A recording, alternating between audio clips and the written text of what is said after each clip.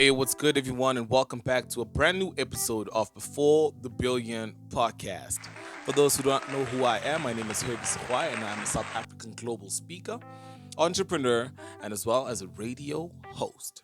And Before the Billion podcast is essentially a community of people that are like minded, hardworking, entrepreneurial, and ambitious, just all in all round of creatives and geniuses. I'm trying to make it a bit spicy. For the people that do not know the drill and how things work around here, we're all growing together as a community. So with every episode, you'll definitely see all the growth and all the mistakes and all the things that we all face as like-minded people. We are human beings at the end of the day. As much as we want to achieve excellence, we are still human beings. So we need to consider that in every single thing that we do, and don't overjudge yourself. Okay, don't judge yourself whenever you flop with something, whenever you mess up something, whenever you grow from something. Understand that you're actually human and it's okay. All right, so we'll be discussing topics. For those who don't know, we'll be discussing topics that we face on a regular daily. This is for both entrepreneurs and regular daily people that are working a 9 to 5, or people that just genuinely want a high quality life for themselves. Just to backtrack on what the Billionaire podcast is about, what we essentially are doing, right, is trying to build a quality life and become quality human beings. That's all we're doing. So don't feel the pressure of, I don't want to be a billionaire. No, it's really not about the currency, it's about the quality of life, right? So, getting straight into it, today's topic is unemployed equals no respect. For a lot of people that I've been talking to, especially friends and family, we've been dissecting this topic, and I've been finding out a lot of people's opinions and stories essentially of how unemployment has affected them or family members. So, considering all those factors, I decided to just make this a complete topic of discussion here on the channel. And just for you guys to also engage, please do like, subscribe, and comment below if you guys relate to any content, and if you picked up anything that I said that resonated with you, please do drop it down below, everybody. So getting straight into it, guys. The one thing that we have realized, especially with my family and my friends, is that the unemployment life affects a lot of things, right? I think it's the lead cause of anxiety and depression and a lot of negative emotions, right? Because when you are unemployed, you are in a position of not being able to essentially do anything that you want to do financially, right? And also you have way too much time on your hands, so it is a bit stressful because nobody really respects you. Okay, so we know that scarcity equals respect these days. So if you're gonna be scarce as a person, you're gonna be respected a lot. So if you are within our community, so make sure, please, yeah, make sure scarce Joe. They mustn't always see you. Do you understand? You must always just focus on yourself. And also, if you focus on your purpose, honestly speaking, you won't really have time to chill with people. You won't really have time to network and do all that stuff. You'll literally be always on your grind. However, it is super important and vital for you to make time for the people that you know and love, right? So today, if as we dissect what exactly it affects, we've noticed the three key points that it affects the unemployment situation is, firstly, your family life. Okay, so, discussing your family life, a lot of people have realized, especially people that have come to me in my life, have let me know what they have gone through, experiences that they've gone through. But with the channel, you guys know that I prefer to share my personal stories, so I'll definitely be sharing those with you guys. So, in terms of family life, yes, I have been in a position of unemployment, especially when you are a new business owner. You are basically in the position of unemployment because the one thing that your family will never understand is, why aren't you waking up in the morning and going to work? Why are you always at the house? Why are why are you always on your phone? All of these things, it's kind of like they won't understand, and that's something that you have to come to terms with as a new business owner, because honestly speaking, your time is actually flexible in those kind of situations. You could work a 4-hour day, you could work a 5-hour day, you could work a 3-hour day, and and you've achieved all your goals and you're done. However, it is super important as a new business owner to make sure that you allocate your time in that sort of way where it actually shows that you're busy. You understand? Because now a lot of people, especially black families, they don't really understand the concept of being flexible with your time. They prefer the traditional 9 to 5. You wake up in the morning, you bath, you go to work, and you do something, right? So now, unfortunately, if you are a new business owner, you know how it starts, right? You start at home, building your business, building your contacts, you go onto social media, you create your portfolios, you do all of that stuff. It's things that you need to do, right? And however, you'll be building your team, of course, If you are solo what are they called, solopreneur, you already know that it's gonna take time until you actually build your own team, right? Which is understandable. Please don't put pressure on yourself, don't judge yourself, don't over pressure yourself over things that you do not need at that very time. So try your best to always maintain composure and actually understand your time. Okay, so in regards to the family situation, with me personally, I had a situation with my family where for the longest time they didn't understand. Okay, they don't understand why my timing is so flexible, why am I always in meetings, all of that, this, that, and the third. So one thing that I've realized with families is that they want to see financial, what do you call it? They want to see the financial results of your work, okay? They need to see that you're actually making capital, right? And unfortunately, with any business owner, they do know this, that in the first 6 months to a year, the money's not really yours, okay? But I think just make an active decision to say, okay, cool, I'm going to give myself a salary of 1,000 Rand, okay, every single month. As much as you accumulate the cash, it goes back into your company, but just give yourself a salary of 1,000 Rand. And please, before you even base the salary situation, please base it on what you actually need or your struggles. If your family is struggling with X amount, and find a way, like negotiate with your family and find a way that you can actually contribute. So once you figure out how much it is, then you know how much you'll be paying yourself, because genuinely you'll be just going to them, and then you have to check how much you're going to be using to transport yourself, to get to meetings, to take care of yourself essentially. But don't live an upper life when you know you're still coming up. Relax, chief. Yes. Right. So that's definitely the family life. And then also another aspect that it affects is your social life. I've realized from past experiences that I had, if you guys listen to my previous episode, you understand that I've had like situations where I used to borrow money from friends for entertainment, especially if you go out, because my friends actually work 9 to 5, majority of them, not even majority, but some of them are actually like really stable. Previous friends, I think it's safe for me to say that my previous friends had 9 to 5s, so they always had cash, okay? They always had a monthly income, they were good, okay? So now that I've turned my life around, I'm in a different space. I don't need to do all of that stuff anymore, of loaning cash and doing all that weird stuff, okay? So, social life. It affects your social life in so many ways, because I used to borrow cash just to go out.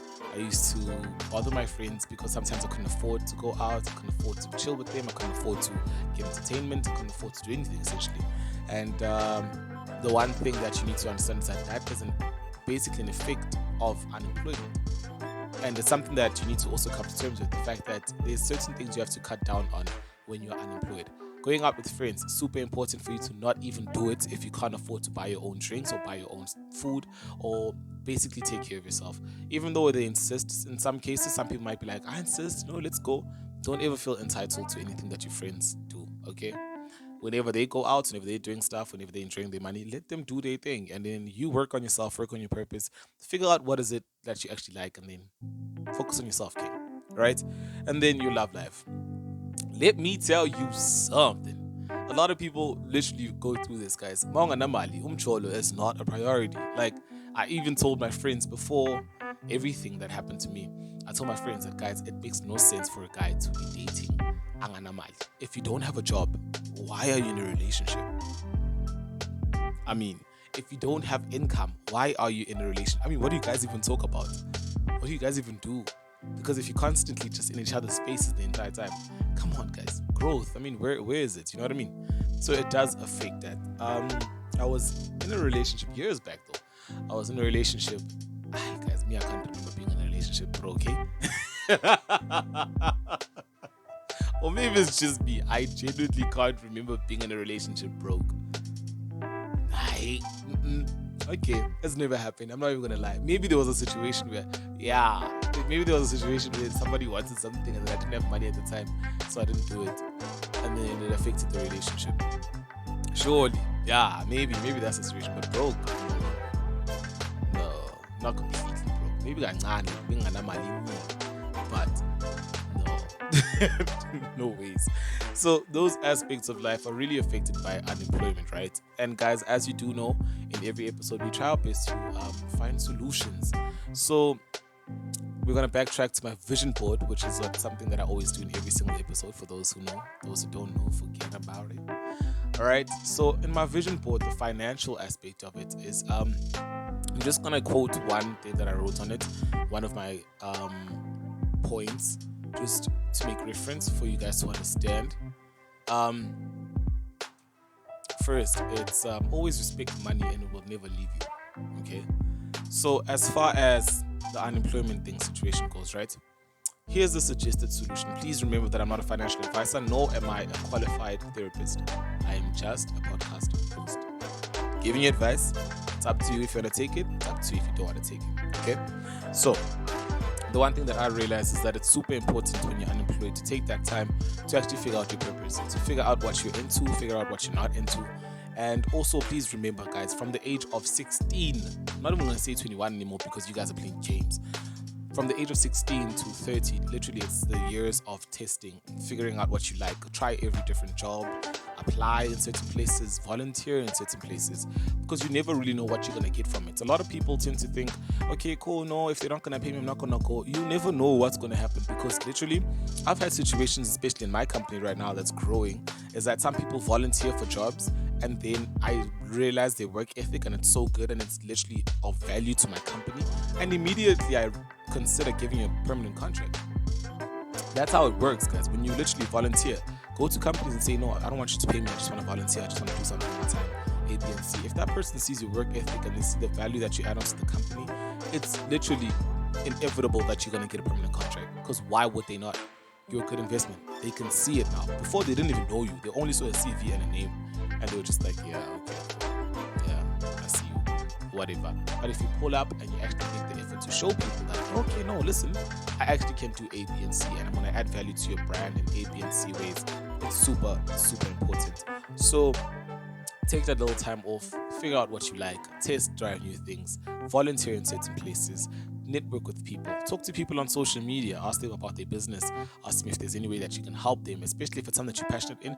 So look at maybe if you're like really passionate about like content creation or social media development, or you're good at digital marketing, anything like that, like just try. Reach out to business owners and be like, yo, is there any way that I can help your business? You don't have to pay me. Trust and believe, any business owner will be very excited at the fact that you don't want to get paid, because in some cases, if they're not hiring, it's because they don't have a budget for it. Okay, so those are factors that you have to consider. Ne? And then once you figure that out, it's easier for you to actually figure out a job or something that you have to do to create multiple income streams. Ne? Just start one at a time. Don't overcharge yourself. Don't overplay yourself. Don't ever think, oh my God, no, I'm gonna die. No one likes me. No. All aspects that we discussed above of family life, social life, and love life are literally affected by your purpose. If you figure out your purpose and you figure out what makes you happy and what makes you whole, literally everything pans out on its own. It literally plays out on its own. You don't have to over-engage. You don't have to try to convince your partner or try to convince your friends or try to convince your family to respect you. Genuinely, it's a situation of once you figure out your purpose, everything is good and dandy. Right. Like I said, guys, before you actually take that advice, let it sink in, marinate over it, find your purpose, and then you'll gain respect in your community, in your relationship, in your friendships. Because if you find your purpose genuinely, you're not always going to be drinking with friends. You're not always going to be with the wrong friends, especially. You're not going to be with the wrong partner. And your family is going to see that you're actually putting in the effort and the work. And please understand that in the first 6 to 12 months, like literally 6 to 12 months, give yourself 6 to 12 months. Understand that nobody's going to understand it. Get that in your head now. No one is going to understand it. No one's going to congratulate you. There's going to be people that are like, oh my God, that's really dope. You don't have to announce your thing, your goals and everything. No, you don't have to. Write down your goals, focus on yourself, figure out what you're trying to do, and then dedicate 6 months to a year literally just focusing on that, and then the rest of it will actually pan out on its own. It's not going to be easy, so I'm not going to lie to you and tell you, oh, okay, don't worry, you're going to get inside and figure things out and A, B, and C. No, that's not how it works. How it works is once you figure out what your game plan is, isolate yourself, but also like it's super important. And by isolate yourself, I don't mean like block everyone out and ignore people. No, I mean isolate your goals. Like actually tell yourself, okay, these are mine. This is my personal thing. This is my partner. Me and me are having a conversation. And it's super important, guys. I'm Christian first and foremost, so it's super important to involve God in your thing, in your situation. So pray about it, man. Whatever religion that you follow, please pray to whoever you pray to, and make sure like you are at whole. Like essentially, I was having this conversation with one of my business coaches, and we spoke about a certain topics about how spirituality contributes to finding your purpose and just letting God do his thing and figuring out what you like and what you don't like. Those things are very, very important, guys. Like pray, okay? Pray and figure out what you like. Write things down. Have conversations with yourself. Do a stat analysis of yourself. Literally, like sit down and think, okay, cool. I'm gonna analyze myself. What do I like? What's my favorite color? What am I interested in? What can I be good at? And all of that stuff. And it's really important for you to like figure out your purpose and trust and believe it's gonna affect your entire life. The change is gonna be uncomfortable. That's one thing I think somebody should have told me when I was still doing this. When I figured out that I need to figure out my purpose first, the change is going to be uncomfortable. You're not always going to be with the same people. You're going to miss out on a lot of parties. You're going to miss out on a lot of gatherings. You're going to miss out on a lot of situations that happen, like gossiping, that your friends are going to be going through, all that stuff, but it's all worth it. It's genuinely all worth it. Family gatherings, some of them you might miss them. It's all going to be worth it in the end. Like I said, 6 to 12 months and you're going to be good, right? So that was the topic of today. I hope you guys learned a bit, something new essentially, just to change your life and change your perspective on how you orchestrate yourself and how you push as a person. And don't forget, guys, we are a community. Before the Billion Podcast is a community of independent, hardworking, ambitious, and I'm a hustler, Wimpilo. Like I said before, my name is Hervey Sahwai, and I am a South African global speaker, entrepreneur, and an all-round EJ game. And we're gonna have fun here, guys. Thank you so much for everyone that's still subscribed, still comments, still shares the content, still listens to the content on a daily basis. It's really important for us to build this community. So please, please, please do like, subscribe, and share with your friends so they can also understand that we are an actual community, guys. Like, we'll actually have fun here. We're entrepreneurs. We're hardworking people. We want more for ourselves. We want a beautiful life, and we're building a high quality life. That's what we're doing. Before the billion is not about currency. I've been trying to tell you guys, it's not about the money. It's not about the money will come. You'll see. The more you and more, and like you grow and evolve, the money genuinely follows you. If you chase money, there's a problem. But if you become a high quality person, you attract money. It comes to you naturally. All right. So please do share with your friends. Let's build this community. And I will be giving you guys episodes every Tuesday and Thursday. So please tune in, and I'll see you guys next week. Thank you. Goodbye.